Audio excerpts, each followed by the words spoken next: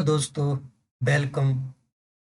जैसा कि ये डेली 5 क्वेश्चन सीरीज का 5th सेशन है और आज के क्वेश्चन मैथ्स के क्वेश्चन है। और ये question NTPC, group D, SSC, banking और भी बहुत सारे एग्जाम को ध्यान में रखते हुए बनाए जाते हैं। सबसे पहले किसी भी क्वेश्चन को करने से पहले हम उसका बेसिक कॉन्सेप्ट को अच्छे से समझते हैं।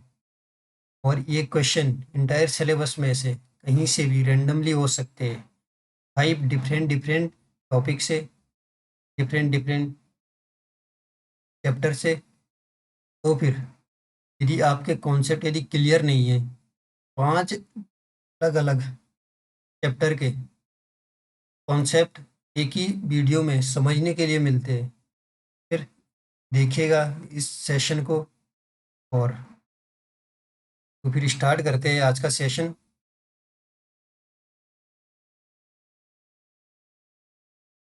ये साधारण ब्याज सिंपल इंटरेस्ट का क्वेश्चन है। ठीक, देखिए इसमें कोई धन साधारण ब्याज पर 2 वर्षों में 4200 रुपये, 5 वर्षों में 4500 रुपये हो जाता है, तो साधारण ब्याज की दर बताओ।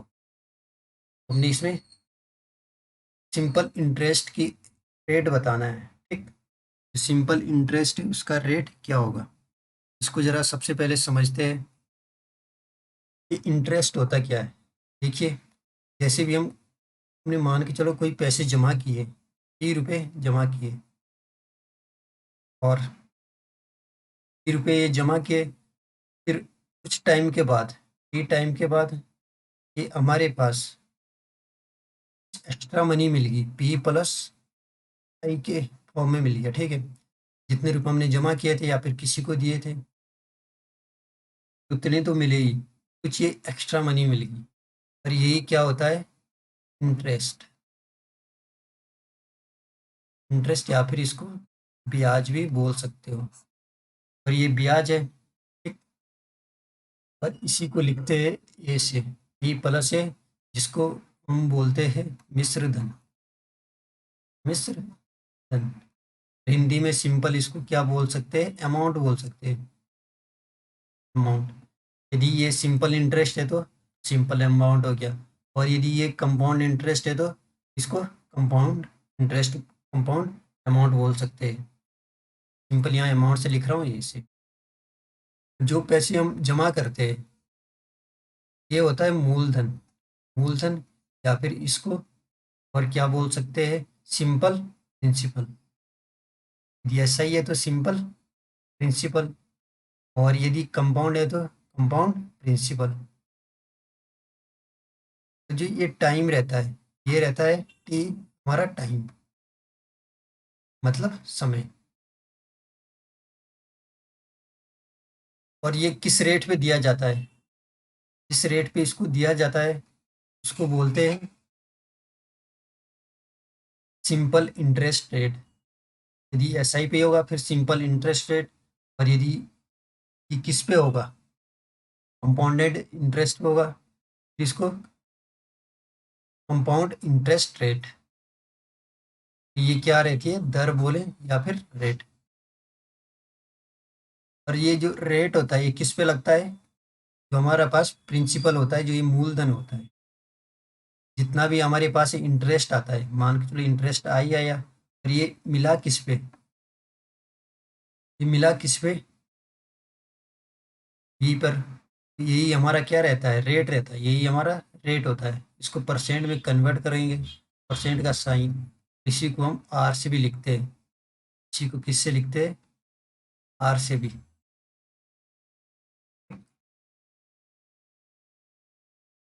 देखिए, एक होता है एस आई और दूसरा रहता है सी आई। एक एस आई, दूसरा सी आई। अब एस आई में क्या रहता है, ये सिंपल इंटरेस्ट रहता है, मतलब साधारण ब्याज। साधारण ब्याज। और दूसरा रहता है ये कंपाउंडेड इंटरेस्ट, मतलब चक्रवृद्धि ब्याज। ये कंपाउंड इंटरेस्ट, चक्रवृद्धि ब्याज।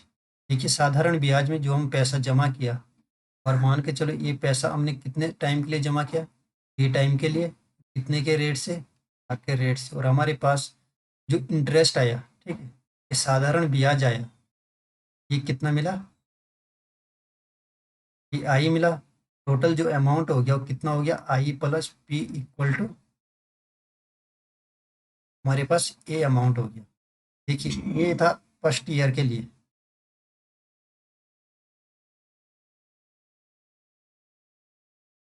ये था फर्स्ट ईयर के लिए। मान फर्स्ट ईयर के लिए इसको हम पी वन मान सकते हैं, ठीक। टाइम तो सेम रहेगा हर साल के लिए, और रेट भी सेम रहेगा। जो इंटरेस्ट आया वो आई वन कह सकते हैं।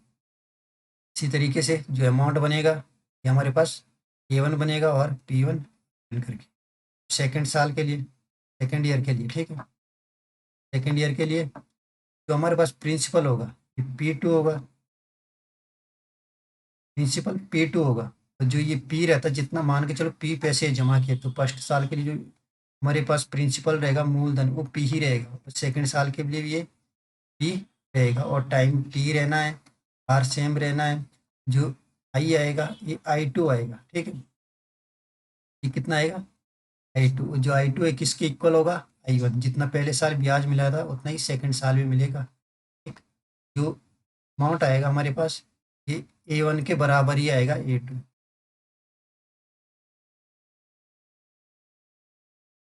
सेकेंड साल के लिए कितना रहेगा, पी वन, और इक्वल टू किसके रहेगा, जितना पैसा हमने जमा किया था। मतलब हर साल के लिए इक्वल रहता है।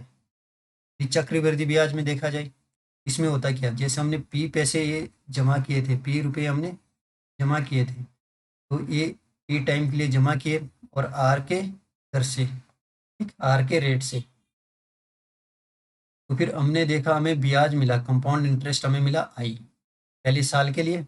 जो हमारे पास पी वन होगा, पहले साल का जो मूलधन होगा किसके इक्वल होगा, जो हमने पैसे जमा किए थे, टी, ये टाइम है और ये रेट है। तो फिर हमारे पास जो इंटरेस्ट आया पहले साल के लिए उसे हम टी वन बोल सकते हैं। टी वन इंटरेस्ट आया, और पहले साल का जो अमाउंट बना हमारे पास ए वन, ये हमारे पास P one plus T one बनेगा। अब बात थी ये पहले साल की। जब हम सेकेंड ईयर पे चले गए, सेकेंड सेकेंड ईयर के लिए जो प्रिंसिपल होगा पी टू इसके इक्वल होगा, जो पहले साल का जो अमाउंट होगा, पहले साल का जो अमाउंट होगा सेकंड के लिए क्या हो जाएगा, प्रिंसिपल हो जाएगा। और जो टाइम है, टाइम सेम रहना और रेट सेम रहेगा। टाइम सेम रहेगा, रेट सेम रहेगा, और जो इंटरेस्ट आएगा वो आई टू आएगा। और इसी तरीके से हमारे पास अब ए टू हो जाएगा कितना, ए टू प्लस ए टू, ये हो गया। और अब तीसरे साल के लिए देखा जाए,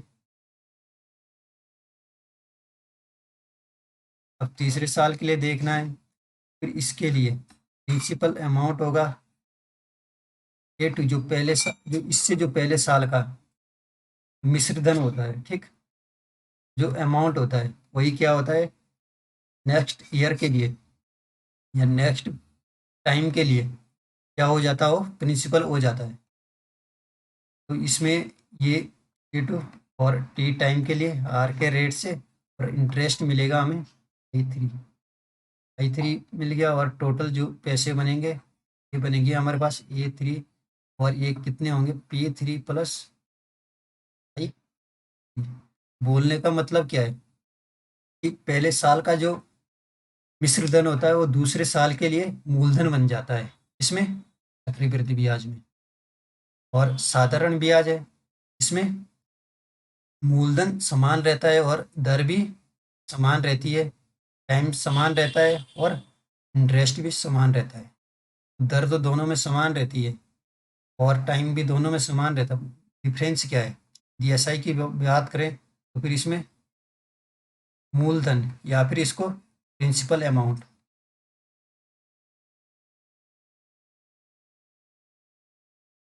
ठीक है, हर साल मान के चलो, ये मतलब ईयरली दिया गया तो हर साल समान,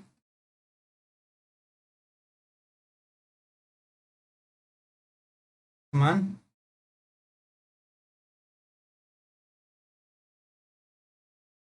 हर साल क्या रहेगा, ये समान रहेगा, ठीक। और जो इंटरेस्ट है ये भी हमेशा कैसा रहेगा, कांस्टेंट। ये भी हमेशा कांस्टेंट मतलब समान, ये भी हमेशा समान ही रहना है। और यदि हम इसकी बात करें तो इसमें क्या है, ये समान नहीं रहता, ठीक है। इसमें ये कांस्टेंट नहीं होगा मूलधन, इसमें क्या होगा, पहले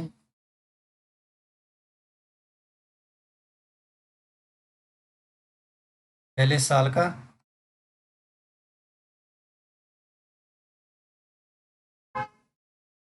पहले साल का जो अमाउंट होगा, ठीक है, दूसरे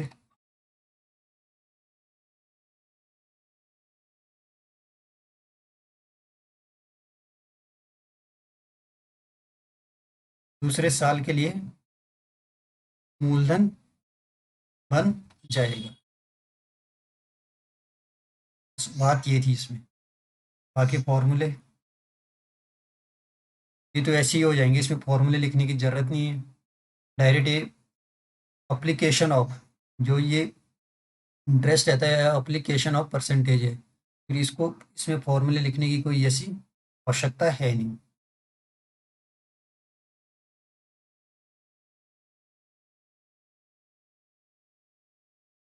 देखिए तो फिर इस क्वेश्चन को सॉल्व करते हैं। कोई धन साधारण ब्याज पर 2 वर्षों में 4200 रुपये, 5 वर्षों में 4500 रुपये हो जाता है। देखिए ये साधारण ब्याज है, साधारण ब्याज मतलब सिंपल इंटरेस्ट, ठीक। इसमें होता क्या है, देखिए 4200 रुपये कब बने थे, 2 साल में। और 4500 रुपये कितने बने, 4500 रुपये कितने में बन रहे, 5 साल में। 2 साल में बने थे 4200 रुपये, और 5 साल में बने ये, 5 साल में बने ये 4500 रुपये। मतलब यदि टाइम का गैप देखें तो 3 ईयर, और पैसों का गैप देखें तो 300 रुपये। मतलब कितना इंटरेस्ट मिला 3 साल में, 3 साल में मिलता है हमको 300 रुपये इंटरेस्ट। ये क्या है, इंटरेस्ट ही है। तो फिर 1 साल में कितने का मिलेगा, 1 साल में कितने का मिलेगा, 100 रुपये का। 1 साल में 100 रुपये का मिलेगा, तो ये 4200 कितने में बने थे, 2 साल में। ये 2 ईयर में बने थे कितने, 4200 रुपये। हमारे पास जो प्रिंसिपल होना चाहिए वो कितना होना चाहिए, 4000 रुपये। मतलब 200 हमें क्या करने पड़ेंगे यहाँ से माइनस, जाके 4000। ये 2 साल में आया था, ठीक है। और 1 साल में कितना बनता है, 4000। जब हम जमा करते हैं तो 1 साल में हमारे पास जो इंटरेस्ट आता है वो आता है कितना, 100 रुपये। 1 साल का कितना आ रहा है, 100 रुपये। और इसको हमने निकालने क्या है, दर निकालनी है, ठीक है। जब दर निकालनी है तो इसको किस में कन्वर्ट करना है, परसेंटेज में। परसेंटेज में कन्वर्ट करने के लिए 100 की मल्टीप्लाई और परसेंटेज का साइन, और ये हमारे पास आ जाएगा, ये हमारे पास आ जाएगा 10/4। 10/4, 10/4 कितना रहता है, 2.5%। ये हो गया आंसर।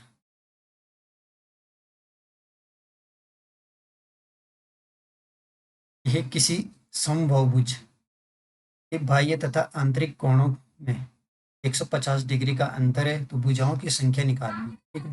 ये पॉलीगन का एक क्वेश्चन है जिसमें हमने साइड से निकालनी है। चलो इसको थोड़ा समझते हैं। सबसे पहले कोई एक में एक कोई पॉलीगन बना रहे हूँ, वो जिसमें जो ये पॉलीगन है इसकी कितनी है, 6 भुजाएं हैं, ठीक है। सारे के सारी भुजाएं ये आपस में इक्वल है, सारे के सारी ये भुजाएं आपस में इक्वल है।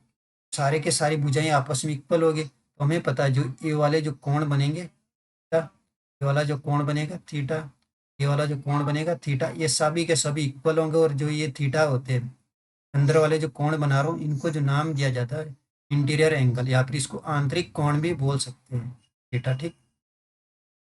फिर इनको और नाम क्या दे सकते हैं, थीटा को आंतरिक, ये है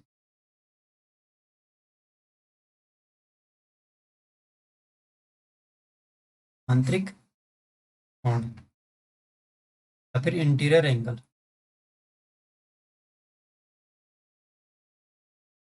इसको आंतरिक कोण बोलो या फिर इंटीरियर एंगल। तो फिर इसमें ये कितनी भुजाएं हैं? कितनी भुजाएं हैं इसमें? 6, मतलब 6 साइड से। इसमें 6 साइड है और इसको हिंदी में बोलते हैं बहुभुज। बहुभुज। और यदि साइड्स इक्वल रहती है तो इसको हम बोल देते हैं सम बहुभुज, इंग्लिश में पॉलीगन। ये आपको पता ही है। और यदि साइड्स इक्वल है तो फिर इक्विलेटरल, इक्विलेटरल पॉलीगन। देखिए, अब यदि इस लाइन को मैं एक्सटेंड कर दूं आगे, ये लाइन थी, इसको नीचे को कर रहा हूँ एक्सटेंड, ठीक, सीधी लाइन।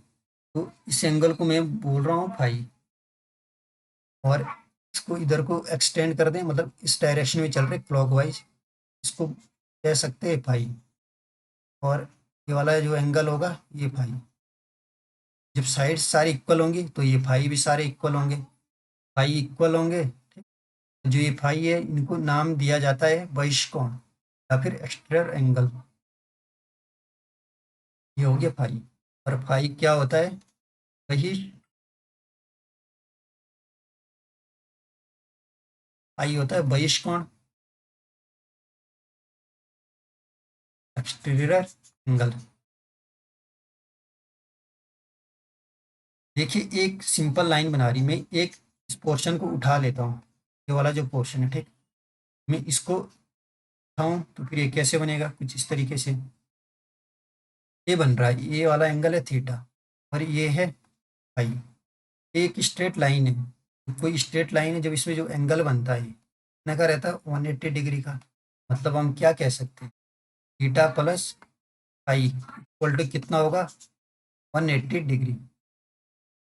थीटा प्लस फाई कितना होगा? 180 डिग्री।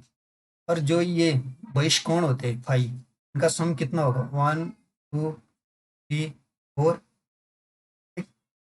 5 और 6। ये कितने होंगे? 6। एक यहाँ नहीं बनाया ये, 1 2 3 4 5 और 6। तो ये बहिष्कोण जो बाहर वाले कोण ये कितने होंगे? 6। अंदर वाले भी ये कितने होंगे? 6।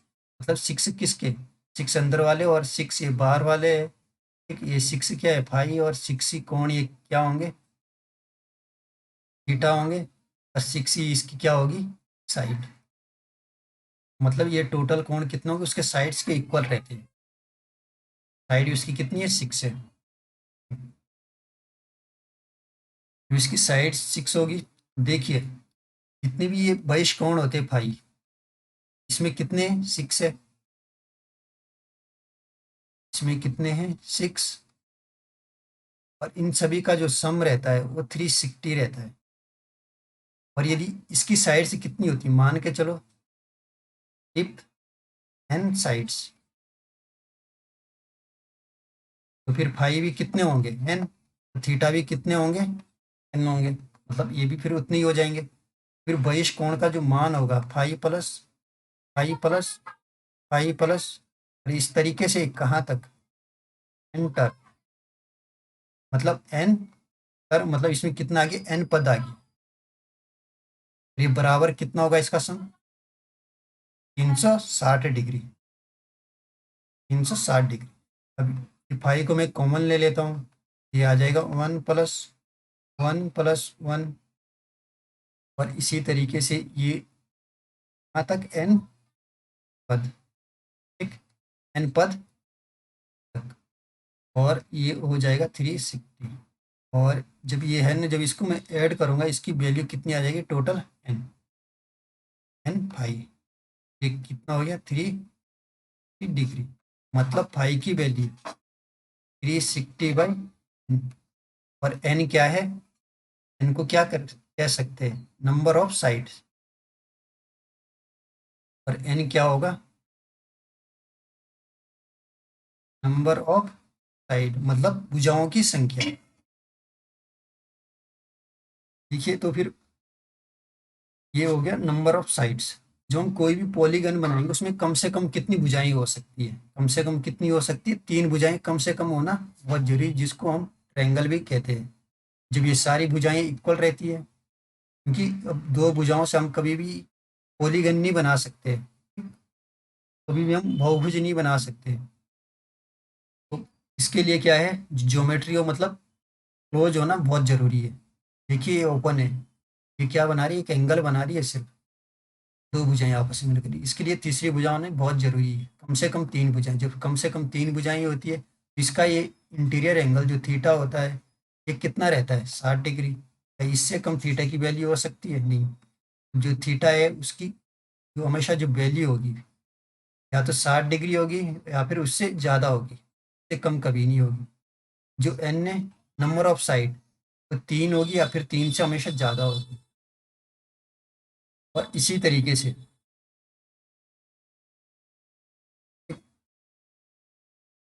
से यदि हम सम देखें, इंटीरियर एंगल का जो सम है, थीटा है, थीटा थीटा थीटा, मतलब तो ये टोटल कितना हो जाएगा इसमें, एटलीस्ट कितना होगा,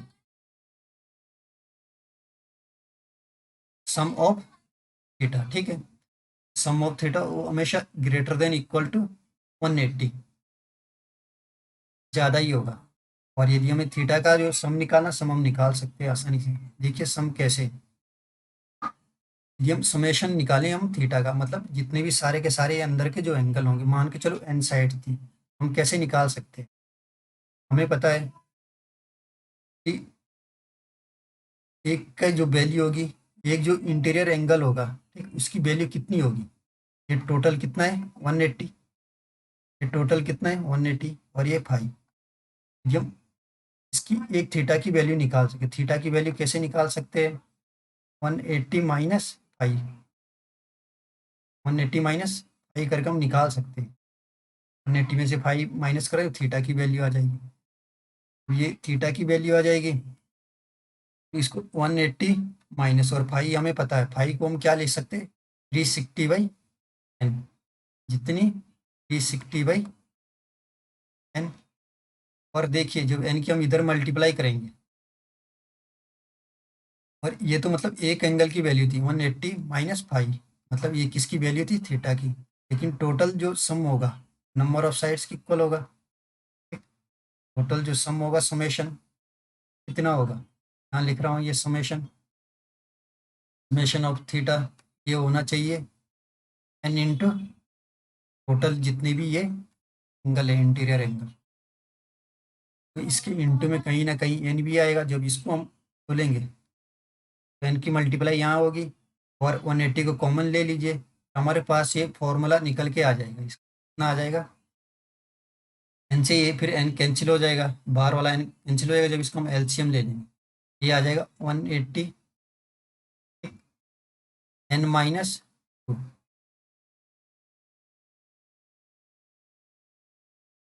समेशन ऑफ थीटा,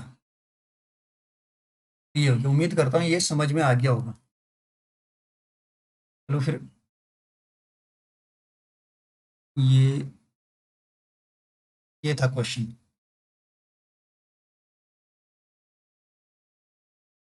देखिए, इसी समबाहुभुज के बाह्य और आंतरिक कोणों में 150 डिग्री का अंतर है। देखिए ये बनाया था हमने, मान के जो अंदर वाला जो कोण है ये थीटा है, और जो बाहर वाला कोण है ये फाई है। दोनों में अंतर दे रखा थीटा माइनस फाई, ये कितना दे रखा 150 डिग्री। और हमें पता है जो इनका जो सम रहता है, जब इसका और इसका सम करेंगे ये कितना होगा, सिंपल इस तरीके से बन रहा 180 डिग्री, 180 डिग्री। अब इसमें से इसको माइनस कर दीजिए, इसमें से यदि हम इसको माइनस करेंगे, थीटा तो ये माइनस हो जाएगा, और ये माइनस, ये प्लस, और ये माइनस, ये आ जाएगा 2 फाई इक्वल टू 30, और यहाँ से हमारे पास फाई की वैल्यू आ जाएगी 15 डिग्री। जब हमारे पास फाई की वैल्यू कितनी आ गई, 15 डिग्री, और हमने निकालनी क्या, भुजाओं की संख्या निकालनी, मतलब कितनी भुजाएं होगी। तो हमें पता है जो भी ये कौन से एंगल थे, बहिष्कोण, इनका जो सम रहता है, समेशन ऑफ फाई इक्वल रहता है 360 के। तो हमें ये पता है, तो मान के चलो इसमें साइड से कितनी है, एन, एन साइड है तो इसका सम एन फाई होना चाहिए। एन फाई किसके इक्वल हो जाएगा, 360 के। और यहाँ से फाई की वैल्यू तो हमें पता है, यहाँ से एन की वैल्यू निकालनी है, 360 डिवाइड बाई 15, ये गया 2 बार, ठीक, फिर जाएगा 4 बार 24।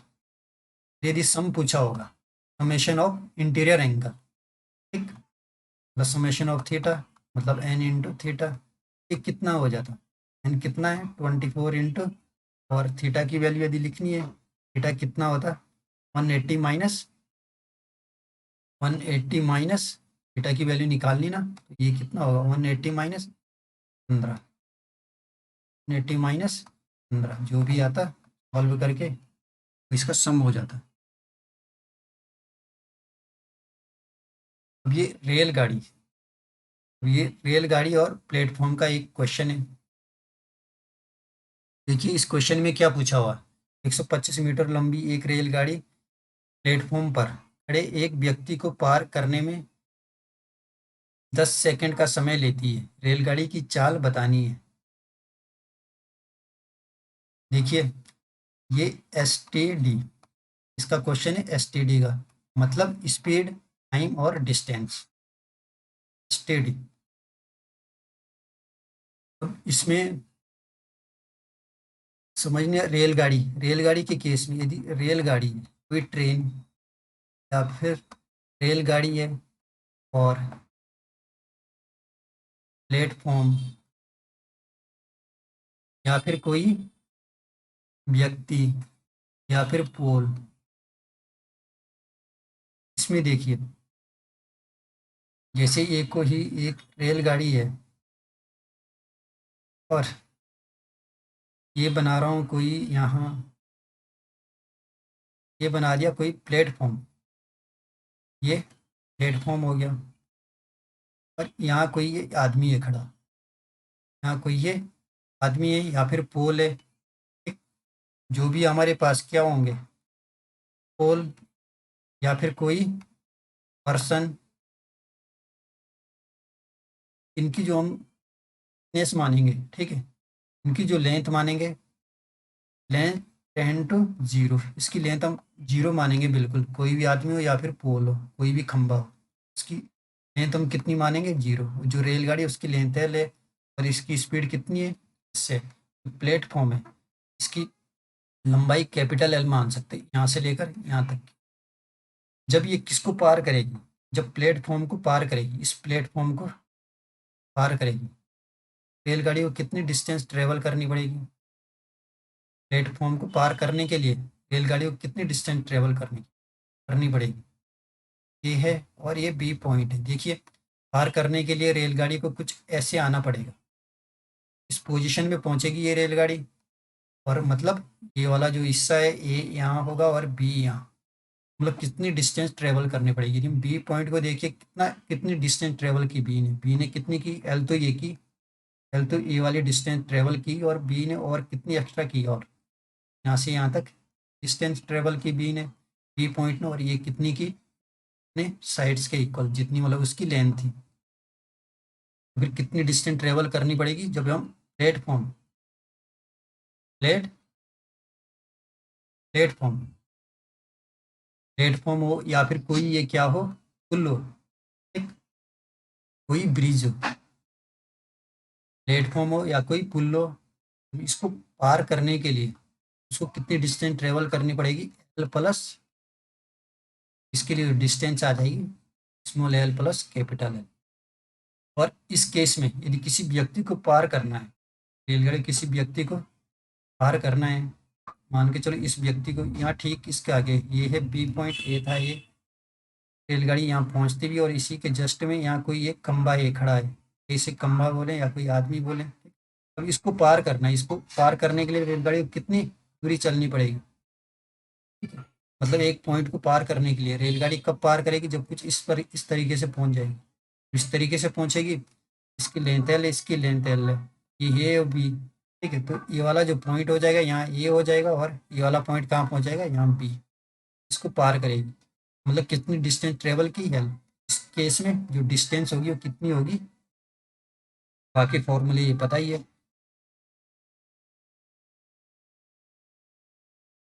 करते फिर।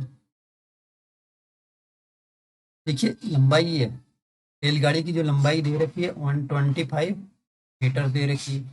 एक प्लेटफॉर्म पर खड़े कोई व्यक्ति, व्यक्ति की बात हो रही है, जो व्यक्ति की थिकनेस कितनी लेंगे, 0 लेंगे। पार करने में 10 सेकंड का समय लगता है, मतलब 125 मीटर की जो दूरी है उसको पार करने के लिए कितनी कितना समय लग रहा है, 10 सेकंड का। 10 सेकंड मतलब, ठीक है, इतना समय लगा। अब ये क्या हो गया, मीटर पर सेकंड, इसकी यूनिट भी किस में आ गई, मीटर पर सेकंड। हमें पता है ये किसकी यूनिट रहती है, स्पीड की। अब ये क्या थी, डिस्टेंस, और ये क्या था, टाइम।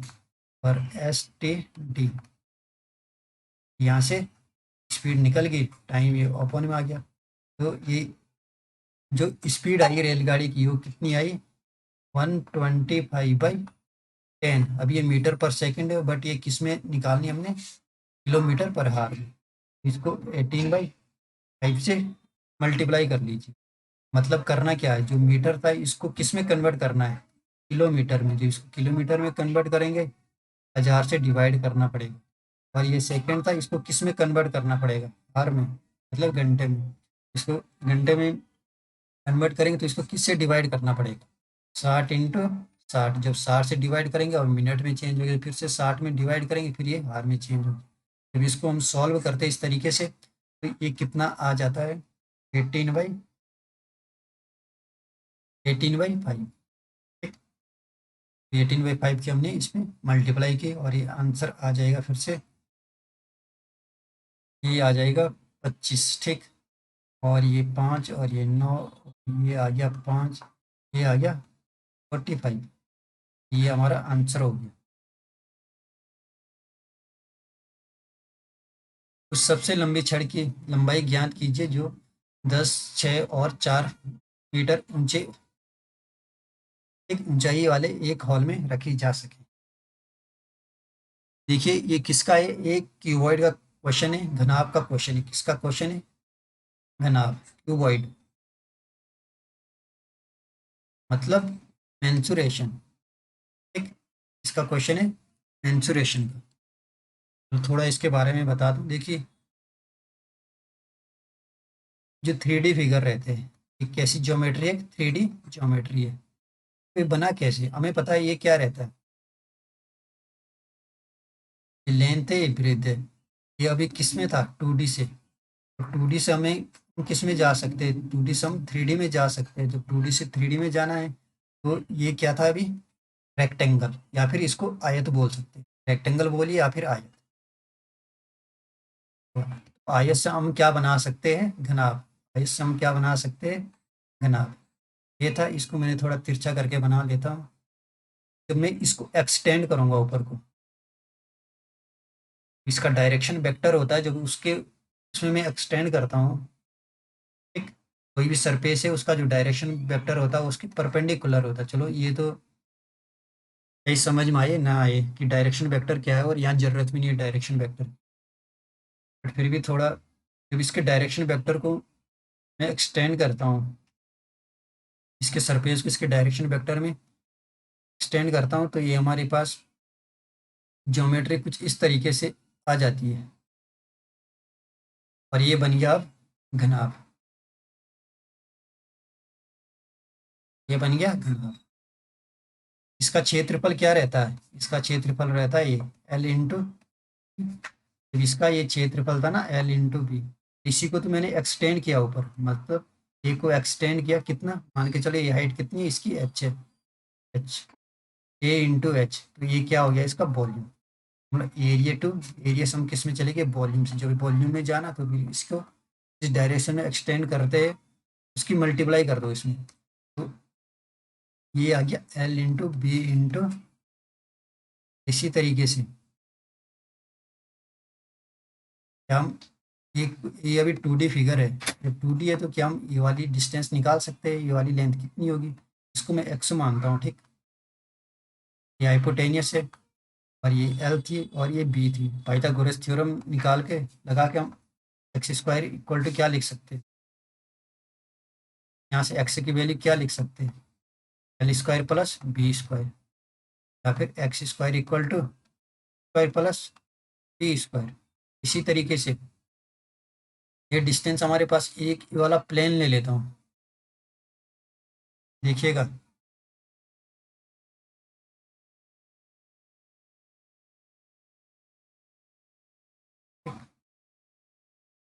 ये वाला प्लेन ले लेता हूँ, ये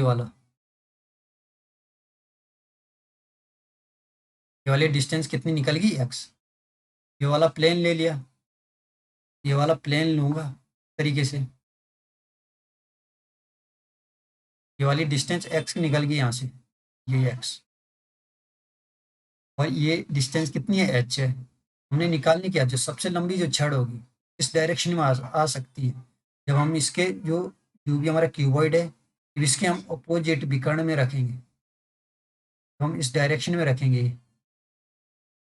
या फिर इस डायरेक्शन में रखें, या फिर इस कोने से इस कोने में रखें, या फिर इस कोने से इस कोने में रखें, या फिर इस कोने से इस कोने में रखें, तब जाके ही जो छड़ है उसकी मतलब मैक्सिमम लंबाई आ सकती है। ठीक है, तो फिर हम निकालेंगे कैसे इसको। अब हमें इसको निकालना, फिर से ये क्या बन गया, एक राइट एंगल बन गया। ये हम इस चीज़ को देखें, अब ये राइट एंगल बन रहा है। फिर पाइथागोरस थ्योरम लगा लीजिए, एक्स स्क्वायर प्लस स्क्वायर, मान के चलो इसकी लेंथ कितनी है, एल है, इक्वल टू किसका आ गया, एल स्क्वायर की। यहाँ से एल स्क्वायर हम क्या लिख सकते हैं, एक्स स्क्वायर की वैल्यू क्या थी, ये तो हमने एल ले रखा, चलो इसको फिर कुछ और ले लीजिए, कैपिटल एल ले लीजिए इसको, ठीक है। कैपिटल एल लेना है तो कैपिटल एल इक्वल टू क्या आ जाएगा, capital L L square, X की वैल्यू क्या है, L square plus B square plus क्या आ गया, एच स्क्वायर। मतलब एल इक्वल टू क्या हो गया, square plus H square plus B square plus H square. ये किसकी वैल्यू आ गई हमारे पास, सबसे लंबी छड़ की। मतलब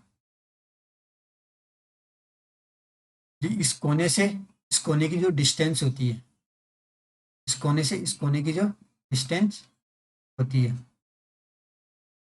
मतलब इस कोने से इस कोने की जो डिस्टेंस है, ये हम इस तरीके से मिलाएं, इस कोने से जो इस कोने की जो डिस्टेंस है, इसमें हम सबसे लंबी छड़ रख सकते हैं। उम्मीद करता हूँ ये चीज़ समझ में आ गई होगी।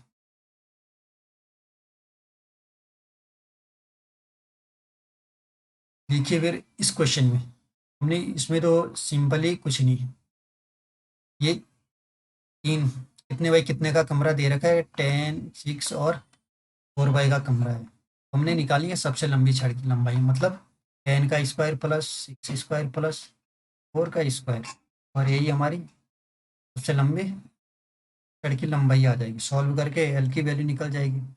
देखिए जो एल स्क्वायर है इसे सॉल्व करो, इसकी यूनिट डिजिट 6, इसकी यूनिट डिजिट कितनी आएगी 6, और इसकी यूनिट डिजिट तो 0 होगी। जब हम इसको ऐड करेंगे तो यूनिट डिजिट कितनी आ गई, यूनिट डिजिट कितनी आ गई 2।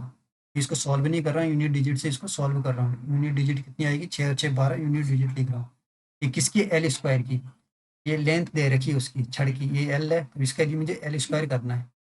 मतलब क्या करना है, यदि मैं इसको 4 को अंदर ले जाऊँ, 4 अंदर ले जा लेंगे तो अंदर कितना बन जाएगा, 16।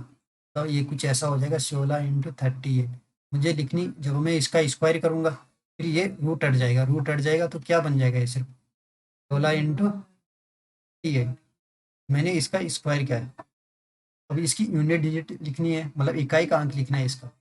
8 × 6 = 48, तो कितना आएगा 8। सॉरी, जबकि यूनिट डिजिट यहाँ कितनी आ रही थी 2। ये इसका आंसर नहीं हो सकता। और इसमें देखना है, इसमें देखना है तो अंदर कितना चले जाएगा, 4। ठीक, 4×9 = 36, यूनिट डिजिट 6 आ जाएगी। और इसकी तो 9 है, 9 में कहाँ से, जब हम इसका स्क्वायर करेंगे, ठीक, इसकी यूनिट डिजिट कितनी आ जाएगी 1। इसकी यूनिट डिजिट कितनी आएगी, अंदर जाएगा तो 4, 4 × 8, 8 × 4 = 32। ठीक है, तो यूनिट डिजिट कितनी आ रही है इसमें 2, और यहाँ भी कितनी आ रही थी 2, तो आंसर हो गया ये। यदि किसी और में भी यूनिट डिजिट 2 आ जाती फिर हम इसको पूरा सॉल्व कर लेते। ये कितना आ जाता, 100 + 36 प्लस ये आ जाता 16। इसका स्क्वायर रूट निकाल के जो भी एल की वैल्यू आ जाती वही फिर हमारा आंसर होता है। लेकिन इसको हमने यूनिट डिजिट से ही कर दिया, कैलकुलेशन करने की कोई ज़रूरत ही नहीं पड़ी। अब कोटि पूरक कौन होगा, मतलब 30 का कोटि पूरक कौन होगा, 30 का कोटि पूरक कौन निकालना है। देखिए सबसे पहले बता देता हूँ, कोटि पूरक, एक एंगल लिख रहा हूँ पूरक, पूरक कौन, और समपूरक। देखिए ये 90 डिग्री का एंगल है, इसको तो इसमें डिवाइड करना है। ये ए है और ये बी है, ये कैसे कौन होते हैं, पूरक कौन होते हैं। और ये 180 का जो एंगल है, इसको मैं दो इसमें डिवाइड कर लेता हूँ, ये ए है और ये बी है, ये कैसे समपूरक, मतलब सप्लीमेंट्री, सप्लीमेंट्री एंगल। और ये कैसे रहते हैं, कॉम्प्लीमेंट्री एंगल। और ये पूरक कौन है, इनको ही नाम दिया जाता है कोटि पूरक, कोटि पूरक या फिर अनुपूरक, इसी के नाम है पूरक कोण के। देख लीजिए फिर ये कितना है, 90 डिग्री, मतलब ए प्लस बी 90 डिग्री, और यहाँ कितना रहेगा, ए प्लस बी 180 डिग्री। और ए का पूरक क्या होगा, ए का जो पूरक, मतलब उल्टा, ए का पूरक कौन क्या होगा,